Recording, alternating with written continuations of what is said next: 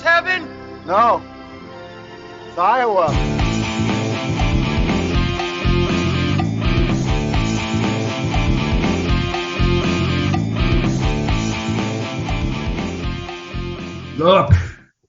Look, we depend on listeners here for our very lives.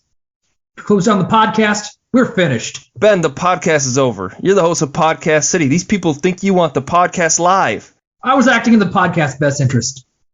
I thought I was acting in the pod's best interest. That's right. You were acting in the podcast's best interest. That's why you're going to do the right thing. You're going to sign this, and you're going to pay a guest to be on the podcast. Eric. My kids listen to this podcast, too. Y'all know me? Know how I earn a living? I'll do this podcast for you, but it ain't going to be easy, bad pod. Not like going down the pond and chasing bluegills or tommycods. This pod'll swallow you all. A little shaking, a little tenderizing, and down you go. And we gotta do it quick, and that'll bring back your listeners, all your businesses on paying basis. But it's not gonna be pleasant. I value my neck a lot more than $3,000, Chief. Thank you very much. We'll take it under advisement. We're not talking about pleasure boating or day sailing. We're talking about working for a living. We're talking about podcasting. We're talking about Jaws and the Pot of Dreams.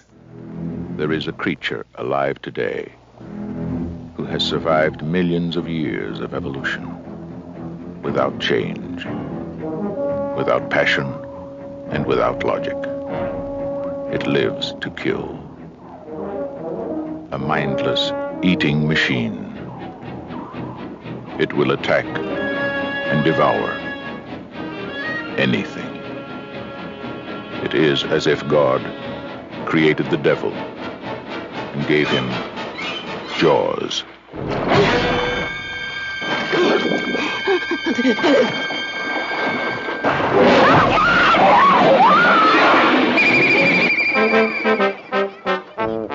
This is Universal's extraordinary motion picture version of Peter Benchley's best-selling novel, Jaws. I just found out that a girl got killed here last week. And you knew it. You knew there was a shark out there. You knew it was dangerous. But you let people go swimming anyway.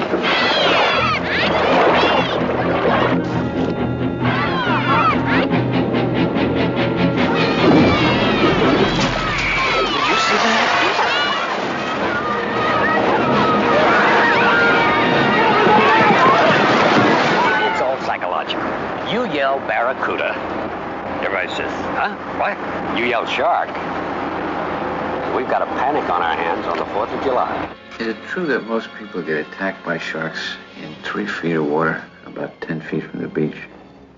Yeah. What we are dealing with here is a perfect engine, an eating machine. We're not only going to have to close the beach, we're going to have to hire somebody to kill the shark. Bad fish. But I'll catch him and kill him. Did you hear your father? Out of the water now! This shark, swallow you whole. You're going to need a bigger boat. All right, welcome to the Pot of Dreams. We have a super special guest, Joe Botten. He's a movie blogger, Banana Meter approved critic, a Minnesota movie man. Joe, thank you for joining. How are you doing? I'm doing well tonight. Thanks for having me. Absolutely. We're super stoked to talk Jaws. If you want, take a second, kind of talk about your blogging. I saw that it looks like you've been writing reviews for a long time. Just feel free to talk about that, your process, how that works. Sure. Yeah. I was looking back too. I've been writing the blog since 2012. It's been, and I've really been writing since like elementary school. I think I try to turn every like book report somehow into a movie review over time. I try to weasel my way into making everything like somehow tied back to movies because I've been obsessed with movies since I was very young, as many of us are. So it's been the writing process has been a long time. I've been working on it for a long time.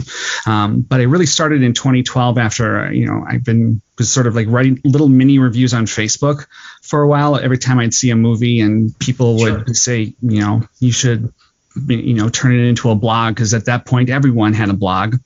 So I just decided to name it the Minnesota Movie Man, and just started putting them to print.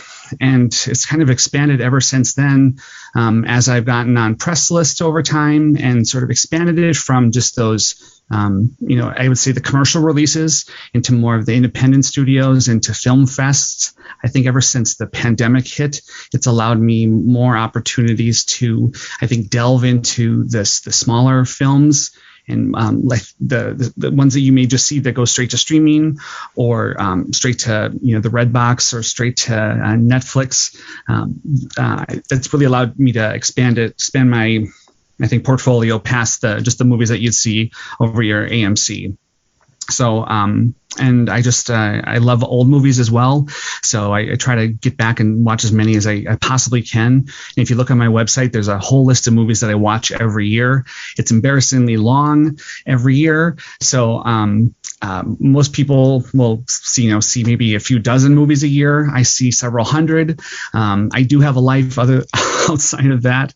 But it's fun. It's fun to talk movies. I try to like everything I see at some point and try to find something positive in every one of them. And Sure. And that's really what I think my reviews are trying to get at, is that they're non-spoilery. I try not to spoil anything for people, and I try to make it a conversation. And if we were just sitting talking like we're doing now, what would we talk about? What would you want to hear from someone who's just saw the movie, and what would you want to talk about without telling you everything about the movie? So let you experience it for yourself, but also not totally turn you off from seeing it, is what I would say. So do you review every movie you see, Joe? I would say everything that I accept as a screener, I would review.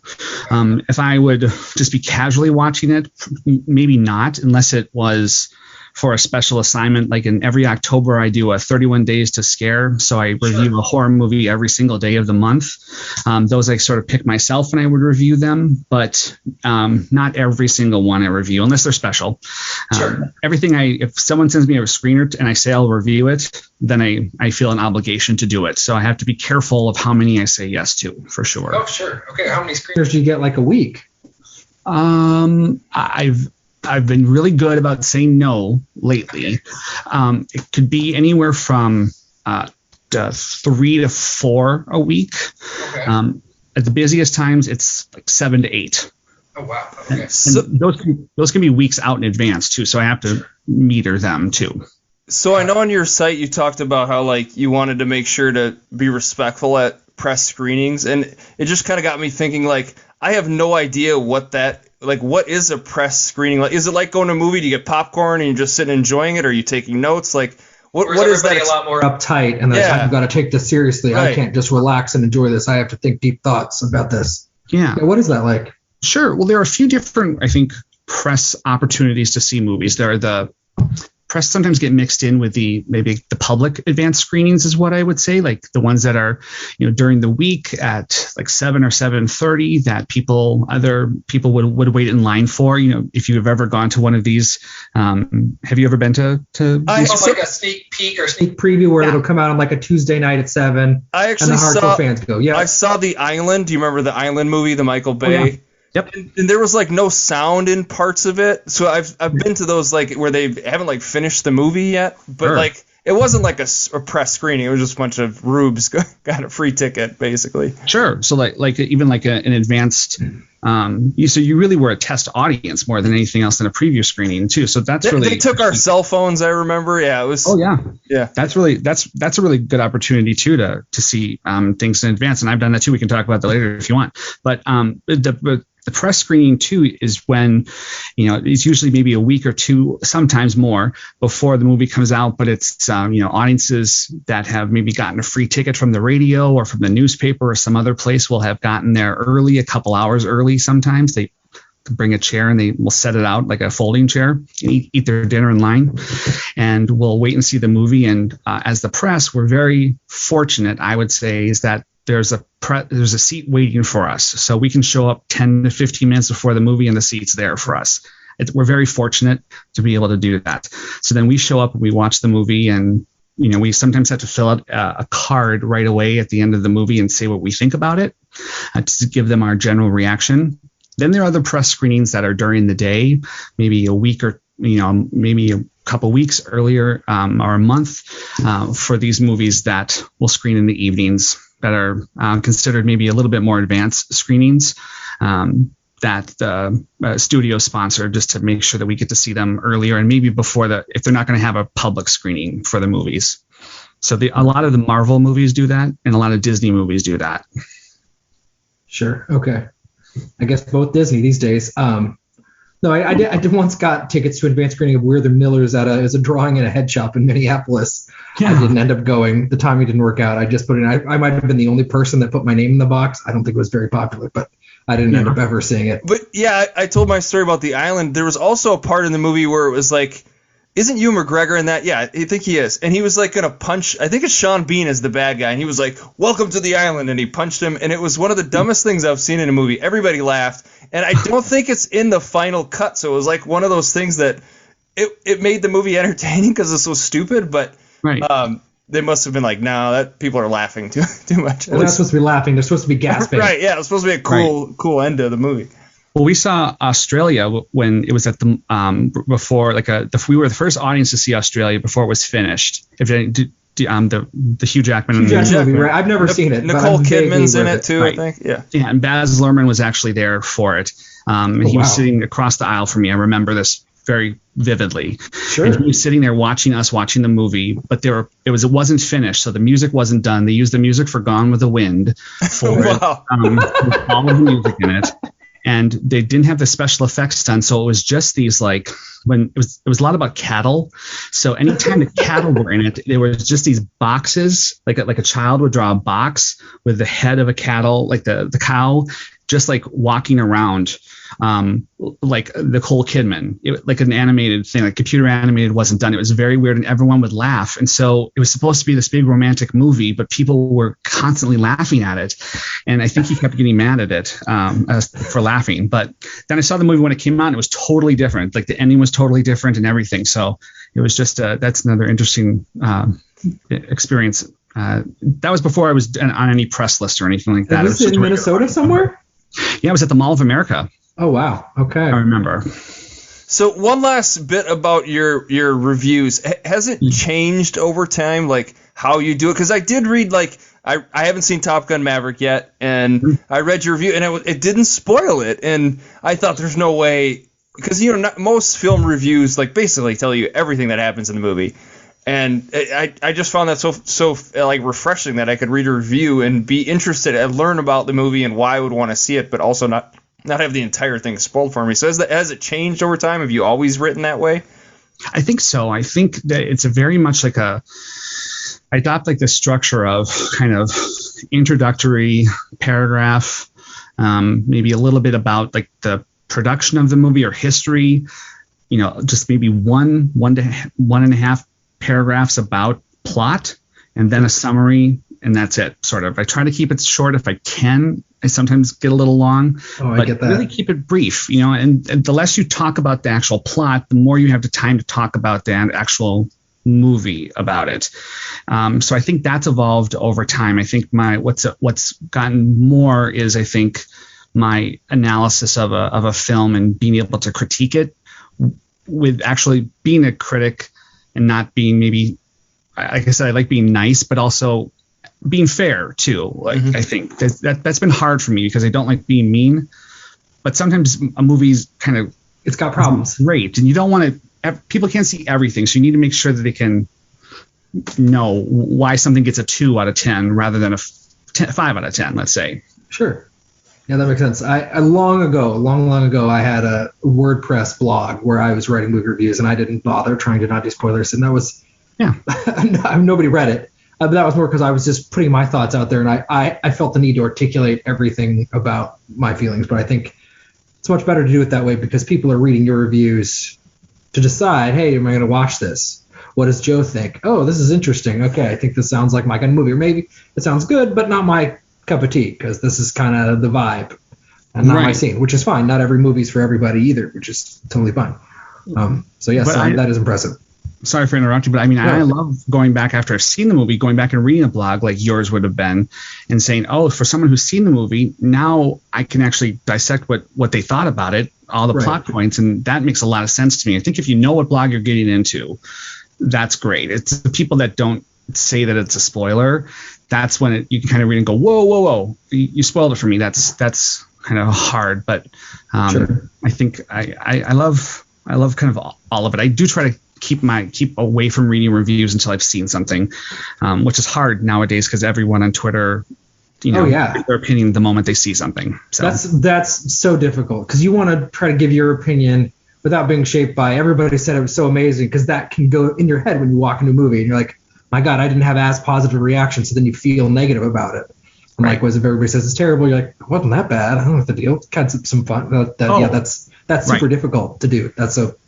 I admire that as well, because I haven't seen Top Gun Maverick and I want to see it, but you look at Twitter, it's impossible not to encounter how much everybody loves it. It's just like impossible to do. You don't want to feed into that high bar, because I want I want people to come at it at their own, but I also don't want to like feed that high expectation bar either. I want you to just go to it. Right. I want you I want you to just go to the movies. And if you see Top Gun, great. If you see Downton Abbey, great. Just go to the movies and have a great time no matter what you're doing. I'm with you. Okay. Well, speaking of going to the movies and having a great time, Jaws. So I reached out to Joe, asked him during the pod, said pick any movie you want, and you picked Jaws. Why did you pick Jaws for this week's episode? Well, I really tried to think of something different. Only because, first of all, this is my first podcast I've ever done, so thank you very much for having me. Oh my God, you're doing great. Yeah, thank you for joining. And can we say, side note, we're probably going to spoil Jaws. The movie's 47 years old, so if you really don't want Jaws spoiled, maybe don't listen. Save it and listen later. Sorry, just in honor of Joe, I want to make sure people know that. Well, great job. And so I thought of, I tried to think of something different, but, I think for my first podcast, I just figured I would speak about a movie that I just really love. I know I've seen probably more than any movie I've ever seen. Ever. So I think it's just, for me, it's just something that's, for it being what it is, it's just a comfort movie to me.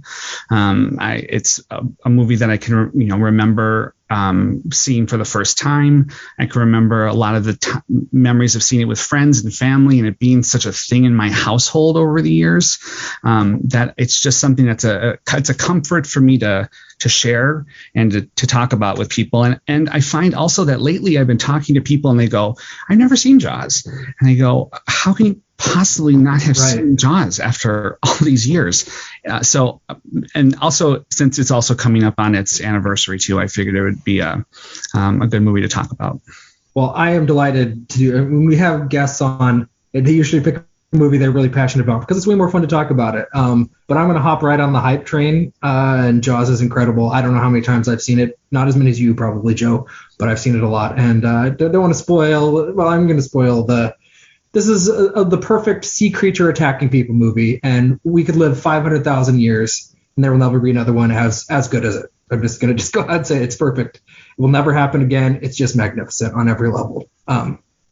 That's my short. Magnificent on every level. That's my review. Eric, you're wearing a Jaws shirt. You see, Ben's got city hands. He's been counting money his whole life. Yes, no. Is that the Lucky Charms guy? Did he show the boat, Chief? Lucky Charms? No. After me, Lucky Charms. I'm in the same boat as Joe. I've seen this movie more than any movie ever.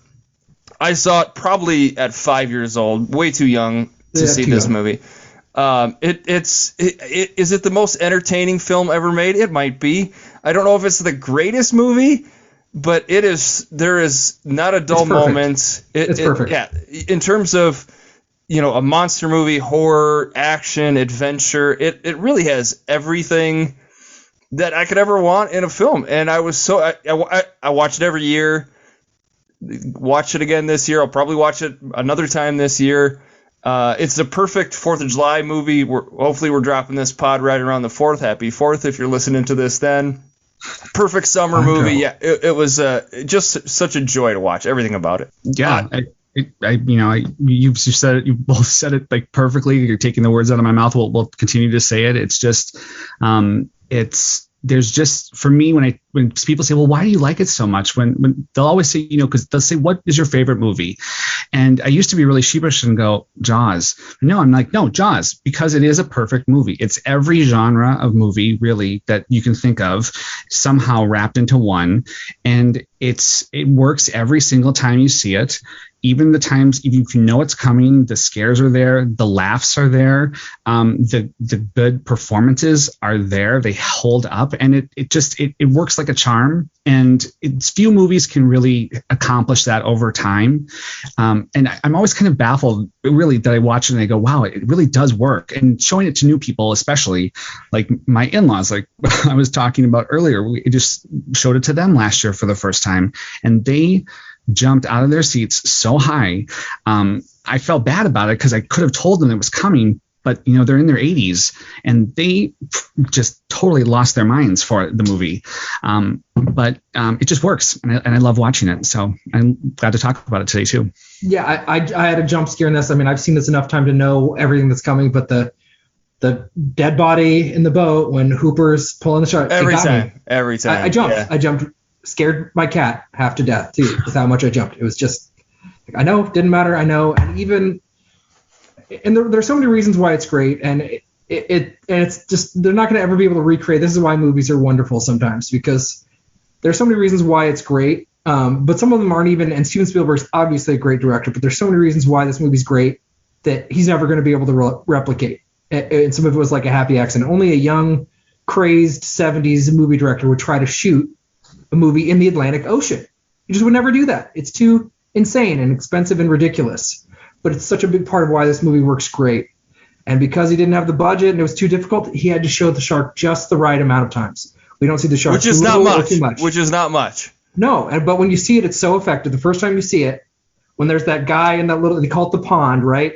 Yep. We just see it kind of sideways. The Kittner boy, that's the first time you get any kind of little glimpse of it. And that, I think, is the scariest part of the entire movie, is when the Kittner boy gets eaten. Because you don't really know what you're looking at. There's like fins kind of flipping around. And then you just see blood bubbling up. But you see some image and it cuts away super quick. Probably like you're saying, because the machine didn't work right or whatever, right, so you barely see barrels. That's why they used the barrels, because they couldn't show the shark a bunch. It's too expensive. Right. But the part that scares me the most when you first see the shark, you see its face just underwater. It's like halfway up, and it freaks me out. I'm definitely one of those people that doesn't like open water. I don't want to be on the ocean. Give me Minnesota lakes, cool. I love swimming, but keep me away from salt water and big, scary, ancient creatures. Freaks me out. But it's just perfect. Sorry, it's just going to be us gushing about Jaws. I had a question for Joe. Because I watching it this time, there were things I noticed or like really cued in on. Has any of that over the years watching it? Is there something like you noticed or realized or appreciated more like on the 10th or 11th viewing? Well, I think for me, since I first started watching it on VHS, though it's the box cover is what kind of fascinated me when I was young, looking around the video store. This big shark on this VHS cover, and that's how I kind of wheedled my parents into finally letting me see it. So this bad copy VHS and pan and scan, you couldn't really see anything. It was terrible quality. But over time, that scene where the two fishermen are trying to catch the shark at night with their that one guy's wife's Sunday roast, over time, it was so dark all those times on VHS and then on DVD, VHS, then widescreen VHS, and then DVD, and then the collector's edition DVD, and then Blu-ray, and now 4K, and all this other jazz. Just how much clearer that's gotten, and how really masterfully done again that is. It has really, the details in that scene and how well staged it is. It's I think shows what Steven Spielberg will eventually kind of go on to do in his other films. These kind of elaborate scenes of they're kind of zany in a way. It's a kind of a zany scene that that turns scary after a while. There's a little comic undertone. Right, exactly. So that's the part of the movie that's both scary and funny, but and it kind of also shows what Steven Spielberg will eventually get to. And so I think as a movie critic, I've gotten to appreciate that a lot more, because back in the day I was like, we don't even see the shark, and so I would kind of be bored with that. But I've learned to appreciate that, and I think I've learned to appreciate the performances over time, because those have really come into focus over the years. Because when you're young, you're looking for like the scares, but it's the real, like the stuff on the orca, the stuff with the men talking, and how that develops. It's just fascinating to watch, I think. Yeah, I'm with you. It's perfectly cast. I just like every person, every role is perfectly cast. Eric, you're asking about things. I saw something that I had never really noticed before, which is the mom, Lorraine Gary's character. She's okay with the boys being in a little boat that's attached to the dock. That's his birthday gift. She kind of thinks, Chief's overreacting. And then she looks at the book and she sees a picture of a shark chomping out of a boat. And she's like, listen to your father, get out. Yep. Just instantly. I'd never noticed that moment before. I don't know if I've seen this since I became a parent. I was like, oh, okay. I see that she saw that and she changed her mind. She's not freaked out about the shark. And there's probably a bunch of those little ones. What about you, Eric? Do you have any of those little moments where you're like, oh, I've never noticed this before? Just kind of, jumping on what Joe said at the performances, the Quint Hooper stuff is like, I could just watch that on a repeat, just their interactions, because so you have Robert Shaw, this like giant figure in cinema, and you have Richard Dreyfuss, this young guy he was only in one other movie, right? American Graffiti, maybe, like. And there's another one before that. So I was doing Wikipedia just research. Starting his career, right? Robert Shaw didn't like how much attention Richard Dreyfuss was getting as a young but you can tell that in not only their characters, because there's the city college boy stuff, and then there's this working class hero stuff, and they're kind of, there's this push and pull, and then they start to kind of like each other, and there's obviously the scar scene where we'll drink to your leg. That was all right. Yeah. They do start to appreciate, like, you can even see Quint start to say, like, all right, this guy, he can tie the knot, he knows his stuff, he keeps testing him, and I love that their interaction. Then you have Brody, who's this like fish out of water, like almost literally. He's this cop from Brooklyn or the Bronx or wherever, and he just like is totally in a world that he doesn't understand. And it's just those three guys, because it is kind of like two movies. There's the stuff on the island, which is like I love the politics stuff with the mayor, and then there's them hunting the shark. But yeah, I think this time around, that was the stuff. I just smiled every time those two guys are on scene. Or even when they're doing the scar scene, how they're all Quint and oh my gosh, Hooper are comparing the scars, and then it shows Brody, and he's like, he really does know how to participate. So he kind of looks down, he kind of lifts up his shirt, and he's showing his appendectomy scar. Right. He's so like vanilla, and he's like, then he just decides not to talk about it. Yeah. It's just so like perfectly him, and it's just such one of those little small moments that, what horror movie stops and like has that moment? But that it's a movie in the mid 70s. Only that movie would kind of stop and kind of have that moment. We wouldn't pause for that nowadays, and that's just kind of indicative of that kind of era of filmmaking. And they're all realized characters. Almost everybody's realized. The boy, the boy that I can't remember his name. We see this little moment that ends up mattering where she's like, your hands are pruning up, and he says, just 10 more minutes. And when you first see it, you don't realize that little choice cost the boy his life. Yeah, it's 10 more minutes, Mom. Come on. Yeah. And you see that, and you get that little moment, that little human moment, and then she gets her moment to confront the chief later on. Mm-hmm. And it's great. Even now, even though the mayor is kind of a villain, it even takes his side seriously. He's not cartoonish. He has some good points. Closing the beach is a problem. Now, I find myself saying, hey, you got everybody there for 4th of July weekend. What do you care if they go in the water or not? They'll still pay to eat at the restaurants and at your hotels. So maybe don't encourage people to go into the water. But I thought a little more like, yeah, okay, this town, you'll be on welfare all winter. It's not just cartoonishly capitalistic. Well, and then even the scene where after the guy gets killed in the pond, where the mayor's like, okay, I'll sign the thing. He goes to Brody and he's like, my son was there too. Like he's obviously like, oh shit, my kid could have been the one that got eaten, and there's the real emotion there. Yeah, and he's not just some cartoonish villain. He's he's the mayor, and yeah, he's doing his job, and maybe he's he took the wrong route. He should have closed the damn beach. Guy lie. I mean, he made the wrong call, but which is interesting. That it's kind of a message about politicians only taking action when it actually hits home. To them.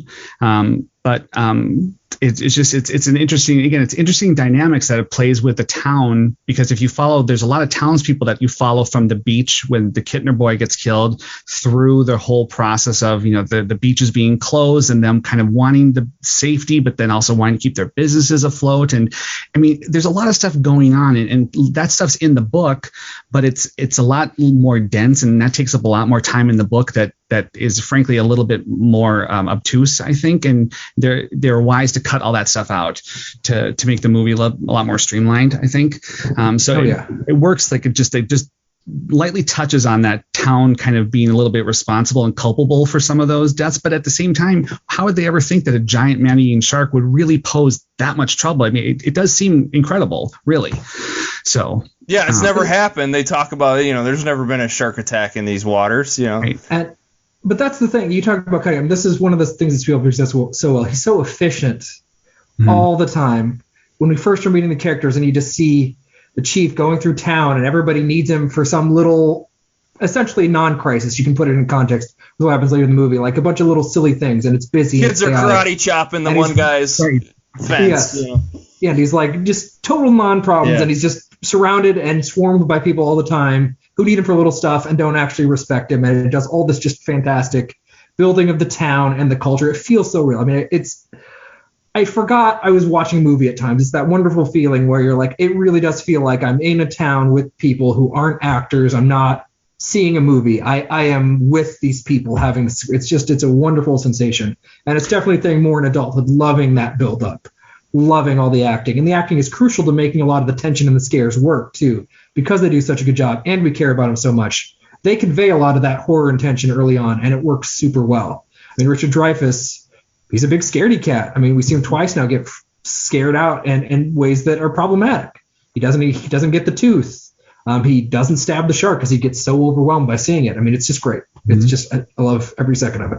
And the fact that it's also quite timeless when you really do step back and take a look at it. There's not a lot of technology in it. A lot of it's really to do with sort of like manual, like hand labor. So it doesn't rely on, you're not watching it going, oh, that phone doesn't look really right. It all is very relatable. Like, hey, when we go on a summer vacation somewhere, sometimes we go to a cabin that looks very much like the Brody's house. So when you go to the beach, this could be a place we go visit this summer. Maybe we don't want to go swimming in the beaches. So it does retain a lot of that timelessness when you watch it, which makes it scary still. Oh, yeah. Well, it's insane. CGI shark wouldn't work. It would look so terrible. I mean, it's just... Right. But this movie's almost 50 years old. I mean, that's the thing. I'm watching this. I'm like, oh, my God. It was like, this is what, what a Spielberg's like mid-tier movie. He's like, no, this is like his first big movie. And this movie's almost 50 years old. You're right. It just is so timeless. And doesn't it just shock you that it's almost 50 years old and they can't make any shark movie look remotely good like since then? I mean, I know that they can't. With budgets like 5 times as much as they had here, they can't make one shark movie look anywhere near as good. It's crazy almost with all the technology we have. I'm glad, because then they would start wanting to remake this movie, which I won't allow it.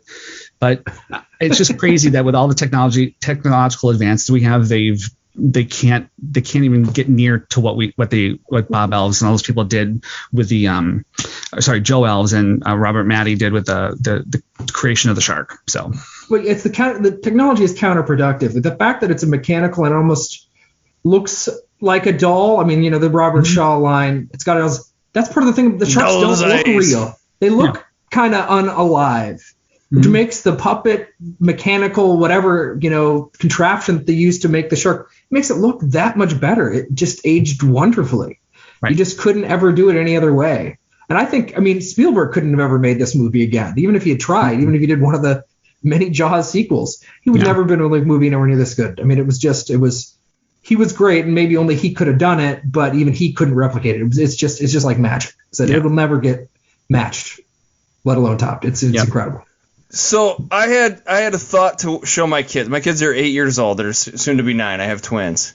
And I was like, man, they could watch Jaws, right? No big deal. I saw it when I was their age. So I started watching it, and immediately the scene where the woman is naked, completely naked, which I had watched this movie on taped VHS where all that stuff was edited out. So I have probably only seen this, like the actual version, I don't know, 5-6 times. I forgot that she was completely naked, a nude woman, which is shocking for a PG movie.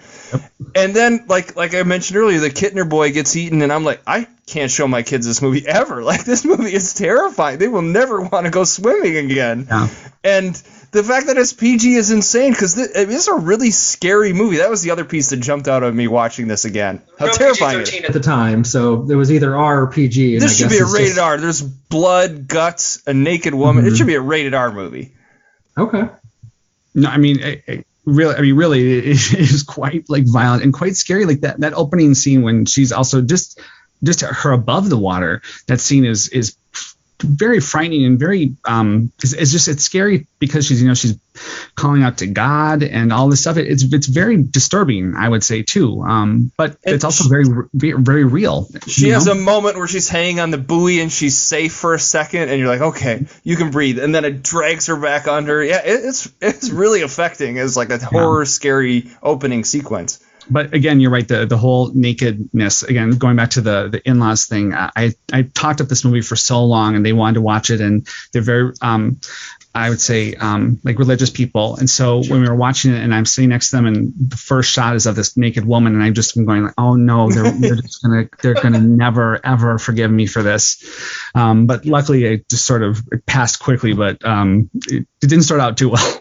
So. Yeah, in my mind, this is like a family movie. It is not a family movie. No, I didn't have that. But in your undercurrent, of course, sort of comedy point, like in that opening scene, we have the guy chasing the woman to the beach, and he's too drunk to get his clothes off, and he just passes out on the beach. It ends up saving his life, potentially, but it's goofy.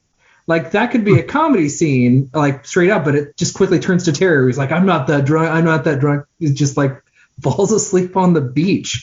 Mm-hmm. It works though. It could easily have tanked it, but it just blends perfectly because it's just people living life, and then this crazy shark situation happens. Yeah.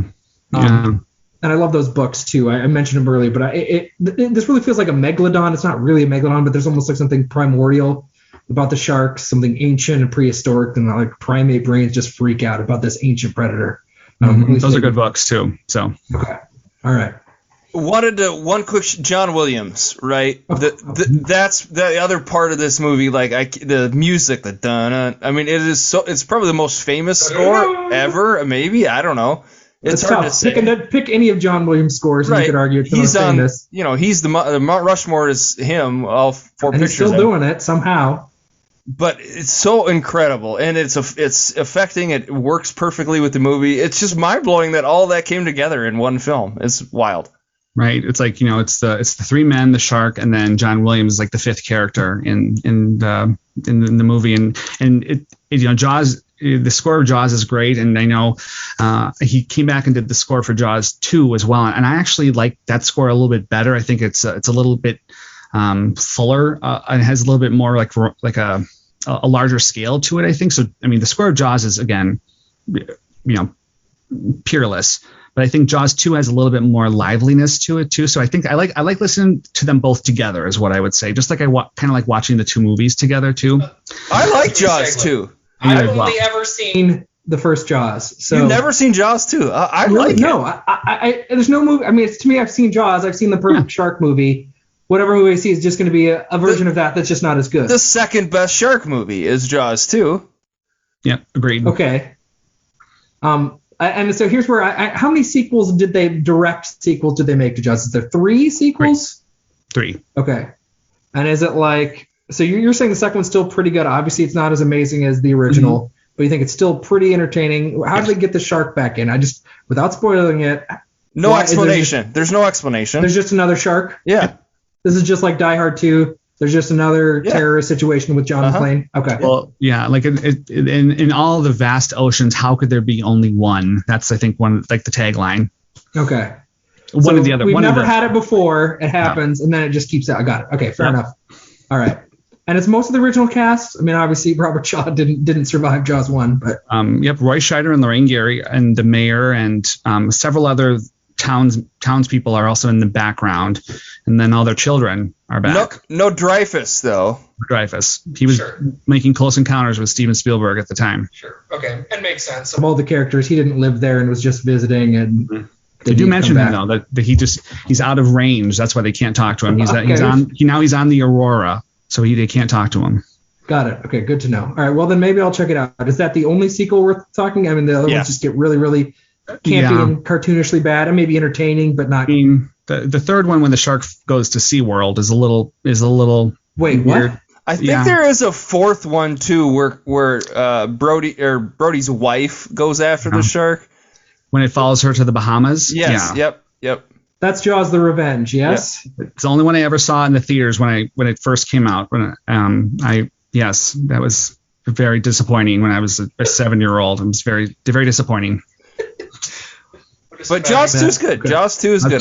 It's worth it. Yeah. All right, I'll check it out. You convinced me. I'm persuaded to check out Jaws 2 at some point. I had a question for you, gentlemen. How many humans does Jaws kill in this movie? I was surprised. 5, I think. Joe? Count 5. Is it 3? 4. I think it's 5. Well, you don't see him kill Ben Gardner, the guy in the boat. Oh, the guy in the boat with the corpse. I think you're supposed to assume that to Jaws kills him. But yeah, only 5 actual humans, and then Pippet, the dog. Yep. Oh. Pippet gets it. Pippet. Yes. And I think that's it. Which shocked me. Like I was really surprised. No, the kills are sparse and they're well executed. They space them out well, and they're really impactful. It never reaches that we're just going to be goofy and just go for a bunch of cheap schlocky kills. It never does that ever. Part of why it's great. It's like we're going to make them matter, and you're going to feel each death. It's going to feel scary and real and awful. Yeah. Is this Spielberg's best movie? Do you think? Oh, jeez. Or do we want to have that debate? Is anybody up for that? Spielberg's in the camp of, depending on what movie I've seen most recently, you can get me to change my mind. I've just seen Jaws. It's a perfect movie. I would say yes, but I could change my mind next week. I mean, Raiders is pretty incredible. The Indiana Jones movies are especially close to home for me. I loved E.T. quite a lot. And Jurassic Park is probably one or two. Jurassic Park has 1 or 2 flaws that probably don't make it as perfect as this, so I'd say Jaws, but it's a pretty great run between the 75, for 2 decades at least, or probably a little longer. We saw Minority Report, which is also great. Mm-hmm. So I'm not doing it justice. Well, I'm sorry, Joe, I jumped all over that question. What do you think is the I think biggest Jaws fan? You make a lot of good points. I think that so much of Jaws sort of happened by accident as well, that I think some of it, I don't know if you can attribute some of its success to his. I think you can actually no. I'm going to go back on that. I think you can attribute a lot of the success to his quick thinking on the spot by saying, "I'm going to solve these problems by doing it this way." So that's a sign of a real kind of confident director. Whereas his other movies like Raiders and E.T. were really, I think, planned out really well because from what he learned from Jaws. I think he learned how to solve problems and plan ahead, and I think storyboard a lot more from Jaws. So I think Jaws influenced the rest of the movies he would make going forward, and how he wouldn't do anything like he did on Jaws again, like you talked about. It's crazy they didn't film this on a set, like that they filmed this in the. I mean, that's just a crazy thought. I can't imagine the movie thought about it. I'm gonna go to thought it would be so. But according to Wikipedia, it cost $9 million to make, made $472 million in 1975, which is astounding to think about. I mean, it must have just been in the theater for a year, and people just constantly saw it every weekend. The ticket prices back then, what were they, $1, $2? You know what I mean? It's insane. It was my parents' first date. They saw it in a theater in Iowa. My! They had Are your parents from Iowa? They were traveling through Iowa because my mom lived down there at the time, and so he had come down to for something, and then they went on a date and they went down there, and their only seats that were available were in the front row center. So they had to see it in the front row for their first date to see Jaws. So that's again why it's like a real family legend in my household. So that's fascinating. I mean, yeah, this was first blockbuster is maybe, but people obviously attribute this movie to the rise of the summer blockbuster. And I think for just the reason, like, people want to see it. It's an event. We're going to all go see it. We're going to go on a date. We're all a group of, you were in high school. I'm sure you wanted to see this movie. Everybody just wanted to see it. Like, oh, wow. Now we just have our budget for all of the movies we want to make next year. Like, it's there from one movie. All we have to do is just hit one home run and we're good to go. That, and then Star Wars coming in a couple of years. Right. Just astounding. But also saw Spielberg not nominated for Best Director at the Oscars, which is unbelievable. I mean, that's a miss. That's an epic miss, right, by the Academy Awards. Yep, completely. And Robert Shaw not nominated for Best Supporting Actor, which I every time I watch the movie, I put a tweet about it saying I just can't believe it didn't happen. Unbelievable. We have to talk about Robert Shaw because I need to discuss Robert Shaw in this movie. I think it's for me it's one of the all-time person shows up in a movie and steals every minute that they're in it. I mean, it's Brando and Godfather to me. It's, Bardem and No Country, or Heath Ledger and The Dark Knight. I mean, Quint is. I wish there was more of him in this movie, but also there's the perfect amount of him in the movie. He's to the chalkboard stuff, to everything he says. He's perfect in this film. Yeah, I mean, he is. The movie wouldn't work without him. Nobody else could pull off that monologue. It was just fantastic. Right. He draws good stuff out of Roy Scheider, who can sometimes be a little tough to read on camera. And he also, like we talked about with Richard Dreyfuss, he really kind of, I think, challenged Richard Dreyfuss to kind of break out of his sort of goody two shoes mold, I think, a little bit. But and Robert Shaw really played that grizzled person before, but not to this extent. And all three of these men weren't Spielberg's first choice. So to think about that, it could have been a completely different cast is crazy. This is why he could ever play it. Historical do you know who the other people were that were in mind? Do you have it up there? No, I don't. I'm asking. It might be on Wikipedia. It's totally slipping my mind now, but I think one was Sterling Hayden. I think for Quint was Steve McQueen for one of them, possibly. I'm going to say it wrong. Like Robert Duvall was offered the role of Brody. Yep. Okay. Charlton Heston was also interested. I thought Sterling Hayden was offered it, but he couldn't because of tax purposes or something like that. But I mean, it was one of those another happy accidents that happened with a movie that just the perfect cast came together at the right time, and it was just perfect. But that shock, like he takes over, like he's the captain of the ship, right? And he literally takes over the movie. He's the captain of the movie in a sense. And you just feel like he's in control of everything, even though he's kind of psychotic, right? He is. He goes a little Captain Ahab from Moby Dick towards the end. Refuses to wear life vest. He smashes the intercom thing, the CB radio. Yeah, he pushes the engine way too hard and causes it to die. Just goes full on lunatic mode at the end. It's great though. I mean, you just see it slowly happening, and he's just seeing in this shark. Every shark that killed every person that was on that boat where it was floating in the water by the Indianapolis. I mean, it was all there. He just put them all on that one shark, and he had to get that shark, and he just pushed everything else out. And even he gets a comedic moment when he's talking to Brody's wife. He's like, "Oh, nothing's happened yet. No worries. We're going, what's up to report?" And then he just hangs up, just full on, just giving her a whole load of bull, and just so he can stay out here and hunt sharks with his kind of new buddies. Oh, it's superb. Point about Roy Scheider, that's a really interesting one because he's almost everybody else is kind of a foil to him. He's this weird everyman, but I don't know. I guess I think he really works. I mean, just even when he's pouring the wine that Hooper brings him, and he just pours it in like the dinner glass and just fills it a whole way. You're gonna want to let that breathe. And he just nope. Yeah.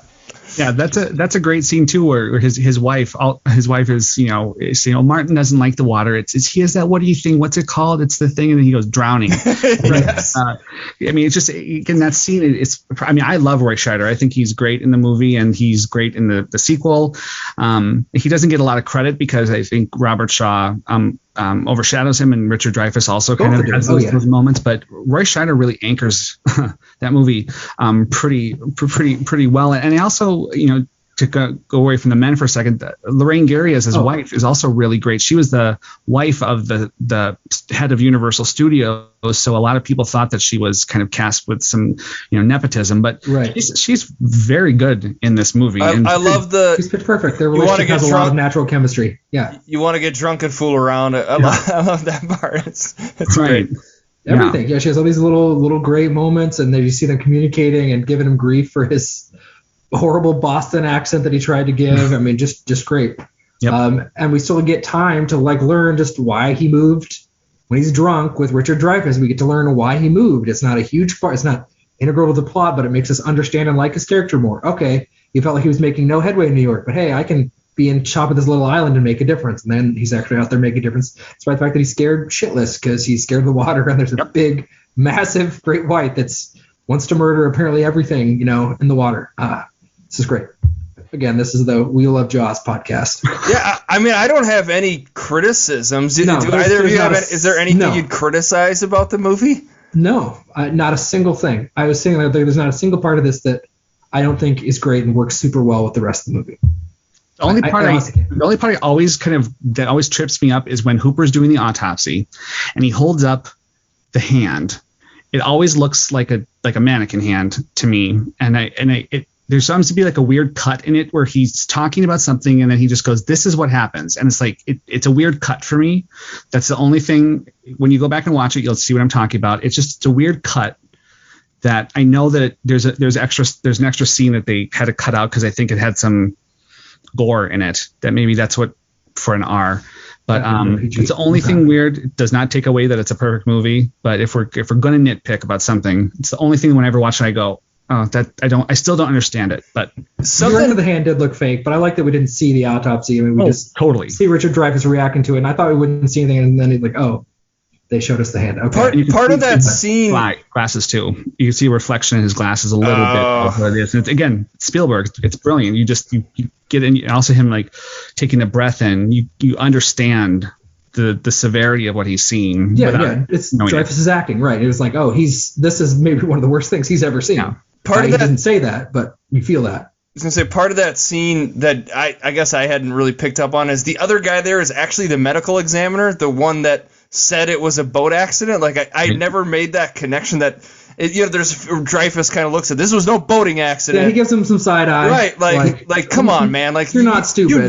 This wasn't a boating accident. But I guess I never made the connection that was the actual medical examiner that ruled it as a boating accident. Right. Or they say, let me see the remains, and then they take a Tupperware container out with her remains in it, and he's like, this is the remains of the boating accident. So again, those little details when you get to watch it so many times that you can start to pick out, little Easter eggs for the fans after all these years. Oh yeah, it's the gift that keeps giving. Holy.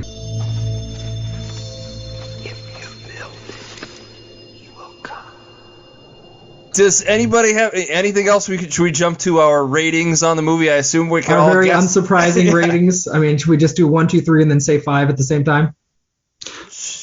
Can I do it as Robert Shaw? 5. 1, 2, 3. 5 out of 5. 5. Yeah, 5 out of 5. That can be short. We can get to that. That's easy. Yeah, no notes. It comes 5 stars. It's perfect. And yeah, if you haven't seen it, you've listened to all this, please watch it. It's great. You'll be scared. You'll be happy. You'll be sad. You'll laugh. It'll be everything all in once. It's great. Absolutely.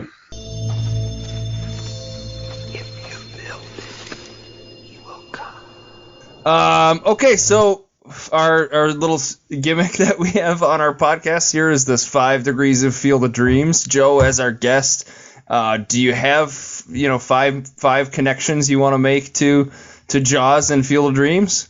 5 of them. Or anything you got, any connections that you want to get in. If you want to talk about the movies that you've used to connect, feel free. Let me see. We could do. Let's do Robert Shaw. Robert Shaw was in From Russia with Love with Sean Connery. James Bond movie, and Sean Connery was in that really bad version of The Avengers with Uma Thurman. Which is what when the new Avengers movie came out, I thought they were remaking that one because I knew nothing about the Marvel comic books at that time. Those now that those are at the 10-year anniversary. And then Uma Thurman was in a movie called Jennifer 8 with Andy Garcia, which is a kind of a murder mystery thriller from the early 90s that I particularly enjoy. It's kind of underseen. Andy Garcia was in The Untouchables with Kevin Costner, and Kevin Costner is in Field of Dreams. Amazing. I can go. I can jump in. I also started with Robert Shaw. Again, love him in this movie. I can't even say it enough. I know my accent's bad. If you're listening to this and you hear my accent, it's really bad. I know that. Don't think it's like that. It's a billion times better than what Eric's saying. In my head, it sounds perfect. I don't know what you guys are talking about. But he's in a movie called Man for All Seasons. About Henry the Oscar winner, 1966. Yeah, it's a great movie. Also in the movies, John Hurt. He's in a movie, I've never seen it. It's a Jim Jarmusch movie called Only Lovers Left. You guys, either of you familiar? Is that the vampire one? Yeah. Only Lovers Left Alive? Yeah. Yeah, I've never seen it, but I'm vaguely aware of it. I have not seen that. Tom Hiddleston is in that, I think. Doesn't he play the lead in that? Tilda Swinton's in that. She's in Snowpiercer, Bong Joon-ho movie, which I really enjoy. Mm-hmm. And Ed Harris is in that, and he does the voice in Field of Dreams. So nice. That's how I did it. All right. I wanted to go with Lorraine Gary. I didn't really know what else she was in. So I ended up hopping to Jaws: The Revenge, a movie that I'm now finding out is about. Only thing I knew about Jaws: The Revenge is I knew it was shot in the Bahamas, and Michael Caine took the gig because he was getting paid to hang out in the Bahamas, basically, and that's why he did it. But I went with Michael Caine because he's in it. I don't know what he does or who he plays, but Michael Caine is in The Man Who Would Be King with Sean Connery, a movie I haven't seen, but is very much on my list about a couple of ex-British soldiers in the late 1800s who try to tell people they're gods and try to become kings of a tribe in Afghanistan and have them attack people and take the riches. And it's a satire of colonialism, directed by John Huston. So that's on my to-see list. And Sean Connery's in The Untouchables with Kevin Costner, who is in Field of Dreams. That's awesome. So our next movie that we're doing, we have a guest, and what we've been kind of doing lately is we do a little trivia to reveal the movie. So I'll run through kind of 5 clues. Feel free, Joe, to jump in if you know the movie, guess it. After I do the 5 clues, I assume you'll get it before then. But I'll let you know what it is. All right. Ben, are you ready? I'm ready. Okay. Clue number 1. Quentin Tarantino once said this is one of his 3 favorite films that he would take to a desert island. Okay. No guess? No. Number 2. The main character is working post-production on a low-budget slasher film titled Co-Ed Frenzy.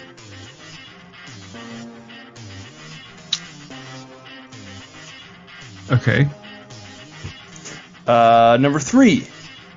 The film takes place and was filmed in Philadelphia. No. Is it Blowout? Blowout is correct. Oh, from 1966? No, that's Blow Up. This is the Brian De Palma. I think it's kind of a remake of that, right? If my understanding is correct. Yeah, sort of kind of, what Brian De Palma does, his kind of little take on it, everything. It's a really good movie. Okay, so I've seen the 66 Blow Up, but not seen Blowout. So, all right, awesome. So, that's what we're watching next week. the De Palma film Blowout. What are the other 2 clues? The clue number 4 was connected to an audio recording, Mm-hmm. and then the last clue was directed by Brian De Palma. Awesome. So. Well, I'm glad you were here, Joe. I would not have gotten it even with those 5 clues. I would have Really? You would have been stumped all the way through number 5. Yeah, I wouldn't have known. I mean, that's not one of the Brian De Palma's films I'm familiar with. So I wouldn't have known. Well, unless Joe, anything else you want to say about Jaws before we call it a night? I think we really did a nice dive into Jaws. So thank you for sharing in the joy of it with me. Absolutely. So mnmovieman.com is where folks can get your reviews. Does Banana Meter have its own site where you can actually like get all your reviews on there as well? Yep, Banana Meter has their site on there, and there's also a link to it from my Twitter on there, and it's also linked on my webpage. So it's all there too. Awesome. Well, farewell and adieu, you fair Spanish ladies. Farewell and adieu, ladies of Spain. For we received our orders to sail back to Boston, and never more shall we see you again. I didn't even want to sing along with it. It was so good. I was going to join in, and I was like, no, I want to let him finish. It was so good. I want to join in there as, oh boy, I'm going to butcher the words, so I better stop. So I tried and then bailed. What's the other song? I'm tired and I want to go to bed. Show me the way to go home. Show me the way to go home. Da, da, da. Tired and I had a want to little go. drink about an hour ago, and it's got right to my head. Yeah. Sounds like a really great drinking song. Yes. Why have I never sung that drunk before? Well, thanks again, Joe, and everybody else. Thanks for listening. Go check out Blowout and take it easy. Happy 4th of July if you're listening to this then. Bye-bye, everyone.